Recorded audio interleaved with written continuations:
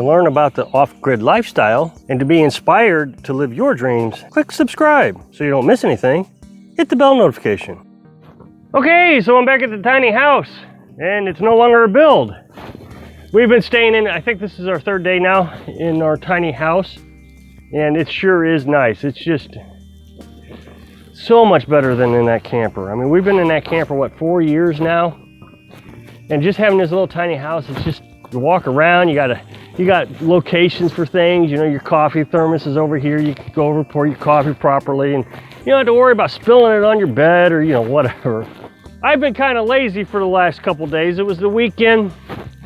It was snowing. There was just all kinds of excuses why I didn't want to come out here and work, which is very unlike me. I'm usually very motivated to get out here and do something, you know, every day since I started building the tiny house in depth, you know, in September. I've been out here doing it.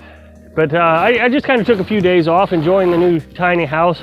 I feel like I'm being lazy, but Carolyn said, no, you're just kind of enjoying your new home. I'm going to start trying to pick up on some of the things that I only got partially finished, you know, like the water tank. I need to put 2 more boards on it. I got to start picking up all the stuff around here. I mean, we got all this construction material that just got laid around. I know a lot of the subscribers kept telling me, you need to get a dumpster. Well, I didn't want to spend, what, 120 bucks a month on a dumpster so I could put a few items in it. If I need to get a dumpster, I'll get a dumpster now, which I don't know if I need one, and just spend one time of $120. Carolyn and I have really been thinking about this crate. These crates came from Menards. We had to buy them so we could ship our metal for our house here. And every time I bring this up, people complain, oh, you're repeating yourself. But it was just a debacle. And they broke one, and I was going to have to fix it. So you can see that one is broke here. I was going to have to fix it. That was going to be a $30 repair. So I spent like $120 per crate. But we've been really thinking about this, and we've decided it's going to cost a little bit more than if we just went out and bought 2x6s. But in the end, let's just keep them.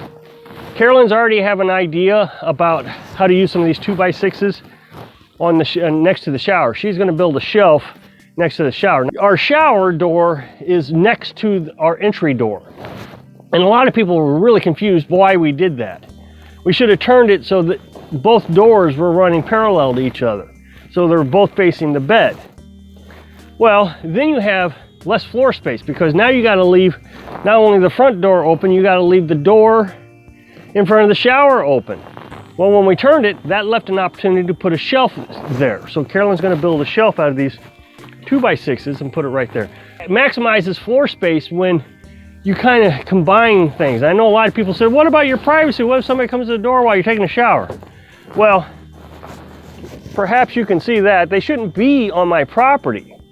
If somebody's coming on my property while I'm taking a shower, like I said in the comment section, in Missouri, if you violate that sign, it's probably not a good idea. People in Missouri have gotten the idea that when you see that sign, you stay out.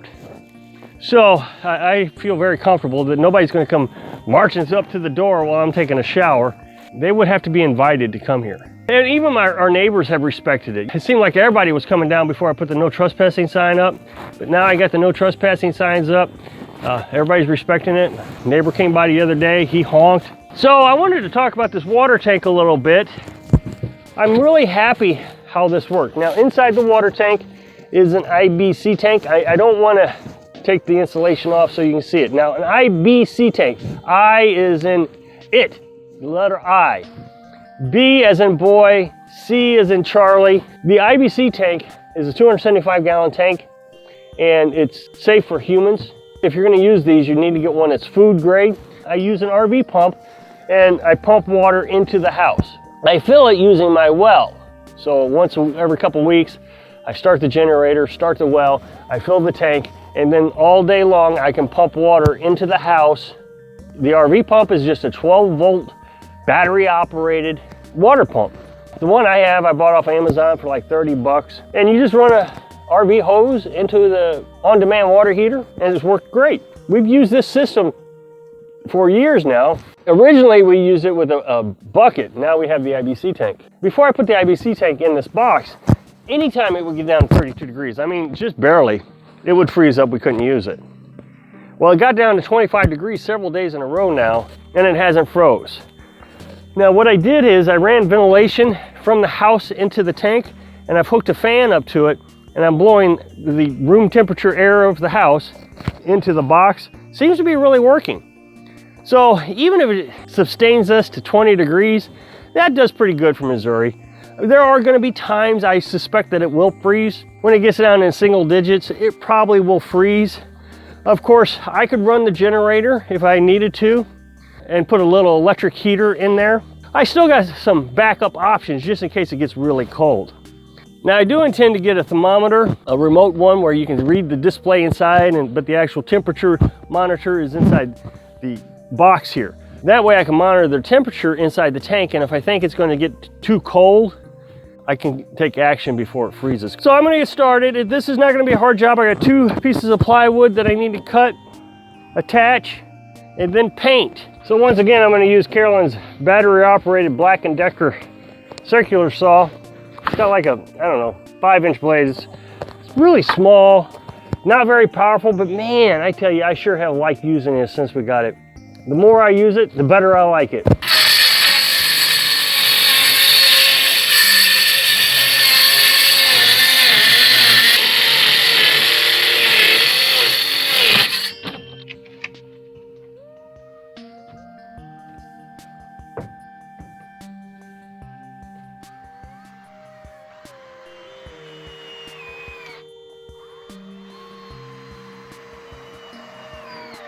Okay, so with the top and the front, I'm not going to secure it really well.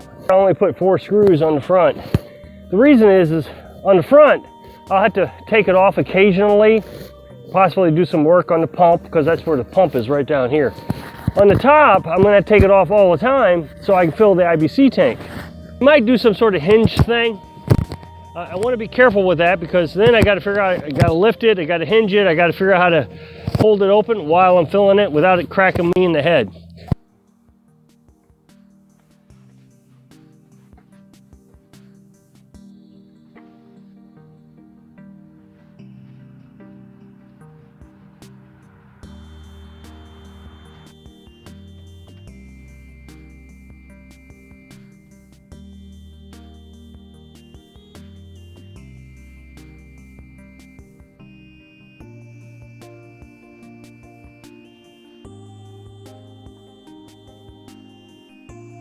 Okay, so there's my completed box. Pretty satisfied with it. I feel like it matches the house pretty well.